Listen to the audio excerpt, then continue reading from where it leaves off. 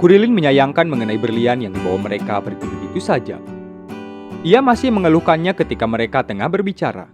Di sana, Bulma juga pertama kalinya mengetahui mengenai kepribadian Lunch yang bisa bertukar ketika dipicu sesuatu yang membuat indera penciumannya gatal. Di tengah itu, Umigame bertanya mengenai tujuan Goku berikutnya. Goku mengatakan jika ia akan melanjutkan pencariannya untuk mendapatkan bola naga bintang 4. Sementara, Bulma memutuskan untuk kembali ke Metro Barat, mengingat ia sebelumnya telah terbawa konflik dengan koloni Red Ribbon. Namun, Kame Sennin mengatakan jika ia tidak lagi memiliki kendaraan yang bisa mereka gunakan. Karena itu, ia memberikan penawaran alternatif sebagai pengganti.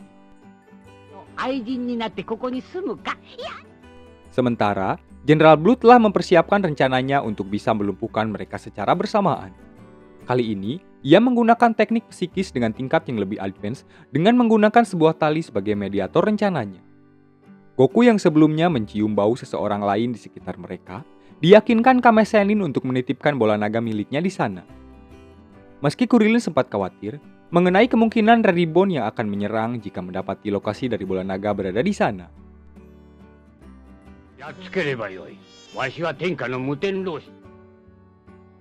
Tidak lama dari itu, mereka semua dikejutkan dengan sergapan tali yang mengikat mereka. Bahkan Goku juga tidak bisa berbuat banyak. Terlebih, tali-tali tersebut yang mulai mengikat ekornya.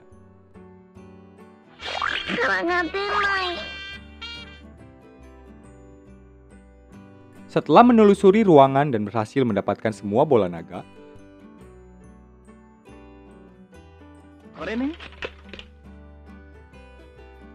Jenderal Buu segera bergegas dengan pesawatnya, dengan meninggalkan hadiah kecil sebagai ucapan terima kasih, karena sudah mempermudah pekerjaannya untuk mengumpulkan bola naga. Mendapati itu, Bulma meminta Jenderal Blue untuk membawanya menjadi bagian dari Red Ribbon. Namun, Jenderal Blue menolaknya, dan mengatakan jika mereka tidak membutuhkan wanita dalam militernya. Karena itu, kali ini Kame Sennin yang mencoba menawarkan diri. Kame Sennin-sama!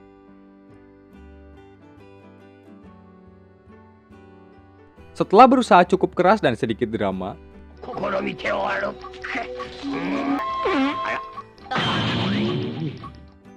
mereka kembali mendapatkan harapan setelah melihat kendaraan yang digunakan Lunch sebelumnya kembali.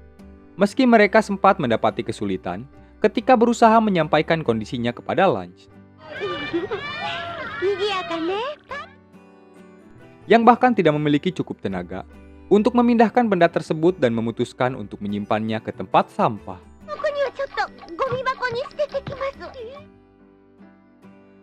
Sampai Goku berhasil menjauhkan mereka semua dari ledakan. Setelah meminta Lunch memotong tali yang mengikat pada bagian ekornya. Setelahnya, dengan cepat ia bergegas menggunakan Kinton dan pergi ke arah Jenderal Blue. Sementara, Jenderal Buu yang cukup bersantai dan menikmati keberhasilannya, membayangkan mengenai kemungkinan hadiah yang akan ia terima setelah berhasil mengumpulkan bola naga. Dikejutkan dengan Goku yang sudah berada di sana dan berhasil selamat dari perangkap yang ia buat. Dengan cepat, ia berusaha untuk segera menjauh. Jenderal Buu menggunakan tenaga roket tambahan untuk menambah kecepatan pesawatnya. Meski begitu, Goku masih bisa mengimbangi kecepatannya dan mengatakan agar Jenderal Blue segera mengembalikan bola naga miliknya. Bahkan, setelah ia menggunakan batas kecepatan pesawatnya, Goku masih saja berada di sana.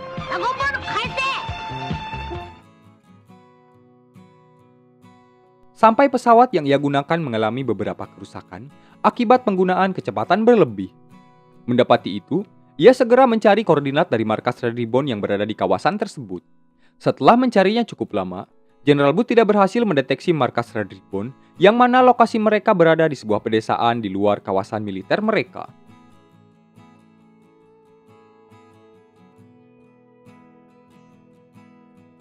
Sampai ia berhasil mengelabui Goku dan menjatuhkannya dengan gelombang udara pesawat. Namun, ia harus terjatuh setelah menabrak sebuah tebing akibat sedikit kecerobohannya.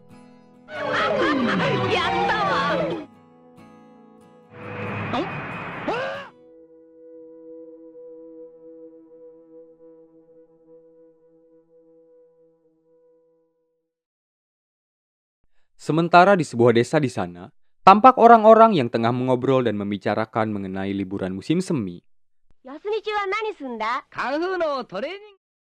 Sesaat, orang-orang itu menyadari sesuatu yang tidak biasa melintas di desa mereka. Sampai Goku terjatuh dan mendarat tepat di depan seorang gadis kecil yang memperkenalkan dirinya bernama Arale. Dan dua peri yang bersamanya bernama Gachan. Goku cukup keheranan melihat anak kecil dan beberapa burung yang mengajaknya bermain. Untuk informasi, kali ini perjalanan Goku berlatar di desa Penguin yang canon hanya pada manga Dr. Slump. Mungkin ada beberapa yang pertama kali mendengar Dr. Slump. Dr. Slump sendiri merupakan salah satu dari manga paling populer karya Akira Toriyama. Manga ini bercerita sebuah tempat di mana manusia hidup berdampingan dengan segala macam hewan dan objek-objek lain yang dapat berbicara. Di desa ini, hidup seorang penemu atau profesor bernama Senbei Norimaki yang akrab dipanggil Dr. Slump itu sendiri. Profesor Senbei menciptakan sebuah robot perempuan yang diberi nama Arale Norimaki. Arale sendiri memiliki kekuatan super serta sifat yang naif. Hal ini bertujuan atau dilakukan sebagai teknik promosi di mana seorang seniman mencantumkan sebuah karya sejenis atau berhubungan pada salah satu karya seninya yang memiliki pangsa pasar lebih dahulu. Di Indonesia, anime Dr. Slump disiarkan stasiun televisi SCTV dengan judul Arale. Manga Dr. Slump sampai ke Indonesia melalui Raja Wali Graffiti pada tahun 1996. Setelahnya, Goku segera bergegas untuk mencari lokasi pesawat Jenderal Blue terjatuh. Jenderal Blue yang berhasil selamat menyadari kedatangan Goku dan memutuskan untuk kembali ke markas pusat mengingat kemampuan dari musuhnya yang kali ini tidak bisa ia atasi. Goku yang menyadari Jenderal Blue sudah tidak berada di sana, memutuskan untuk segera bergegas dari tempat itu. Akan tetapi, ia dihentikan Arale yang tiba-tiba sudah berada di sana dan kembali mengajaknya untuk bermain.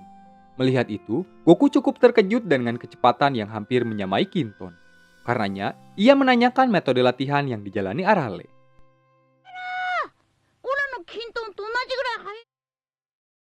Goku juga mengatakan jika ia tidak bisa menerima ajakannya untuk bermain karena harus segera bergegas menemukan orang jahat. Arale yang tampaknya baru pertama kali mendengar istilah tersebut, meminta Goku untuk mengajaknya mencari orang yang dimaksud. Dan tentu saja, agar bisa menaiki Kinton yang dianggapnya wahana permainan. Dengan mudah, Arale bisa berada di atas Kinton. Hal itu cukup bagi Goku untuk menganggapnya orang baik. Setelah mencoba memikirkan rencana untuk kembali ke markas pusat, Jenderal Blue melihat sebuah kendaraan yang melintas dan bisa ia pergunakan. Melihat seseorang berdiri di tengah jalan dan memintanya agar menyerahkan kendaraan, pengendara tersebut keluar dan memperkenalkan dirinya Superman. Kemudian, meminta Jenderal Blue untuk segera pergi sebelum semuanya terlambat. Melihat lawannya tampak tidak gemetar, Superman kembali mencoba mengintimidasi dengan mendemonstrasikan kemampuannya. Namun, Jenderal Blue hanya beranjak dari tempatnya dan pergi ke arah Wartle. Kemudian sedikit memberikan pertunjukan. Melihat itu, Superman seolah melupakan keadilan dan berbalik menawarkan jasa relawan kepada Jenderal Blue.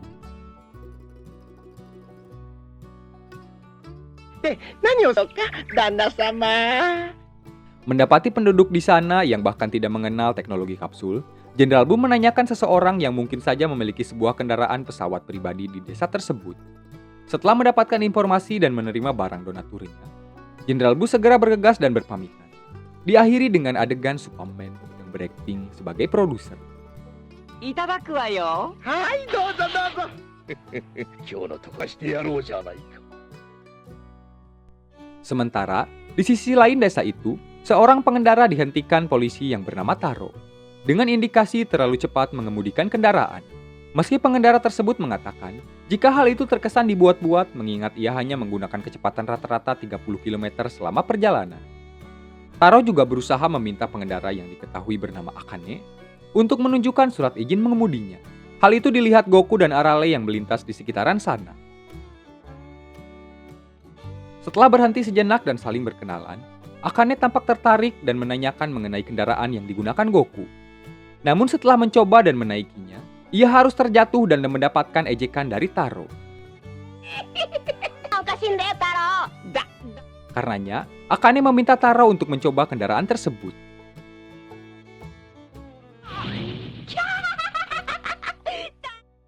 Di tengah itu, Goku bertanya mengenai jobdesk polisi sebagai penangkap orang jahat.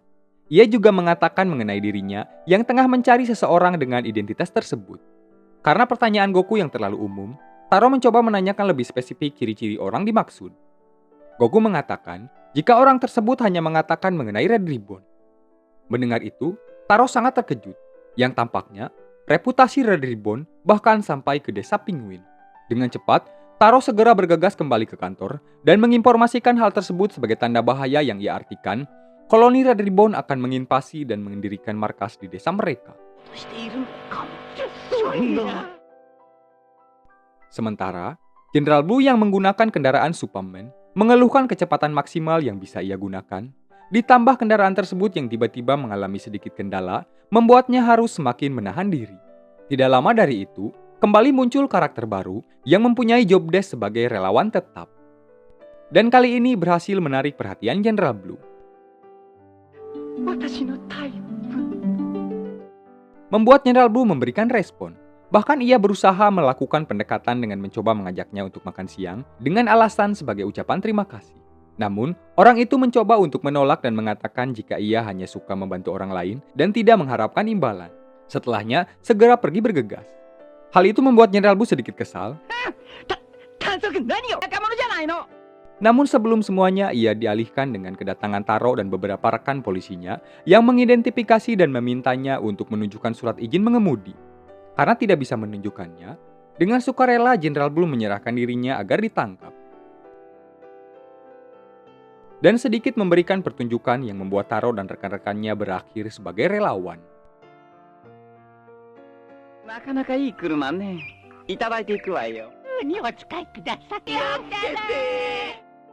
Hal itu kembali diketahui Goku yang baru saja tiba di sana bersama Arale.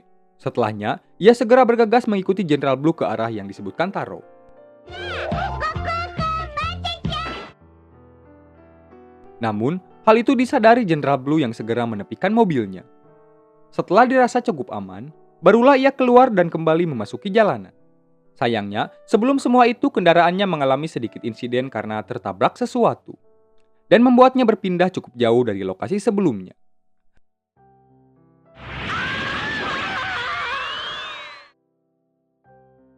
Membuat Jenderal Blue kebingungan. Ditambah gadis kecil yang sudah berada di sana bersama peri-peri yang menikmati cemilan seperempat mobil.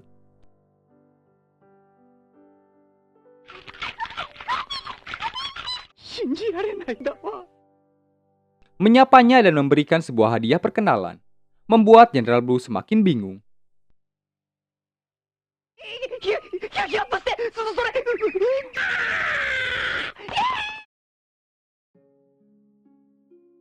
Setelah mencoba bertanya kepada beberapa penduduk desa di sana, Goku sama sekali tidak mendapatkan informasi mengenai Jenderal Blue.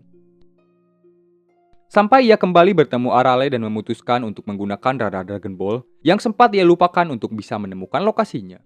Sayangnya, radar tersebut sepertinya kembali mengalami kerusakan setelah kejadian mereka sebelumnya di dasar laut. Karena itu, Goku bertanya mengenai lokasi mereka dan keberadaan Kame Sennin yang baru saja ia ingat. Namun, Arale mengatakan jika ia sama sekali tidak mengetahui mengenai orang yang dimaksud. Dan menyarankan agar Goku pergi menemui Profesor Senbei untuk memintanya memperbaiki benda tersebut.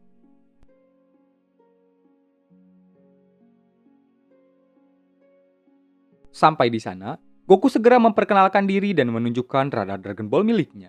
Meski tidak terlalu mengerti dengan penjelasan yang Goku sampaikan, Profesor Senbei bersedia untuk membantunya. Namun, ia sangat terkejut setelah melihat mekanisme dan struktur dari benda tersebut yang cukup rumit. Terlebih, mengetahui jika yang menciptakannya hanya seorang gadis remaja yang duduk di bangku sekolah.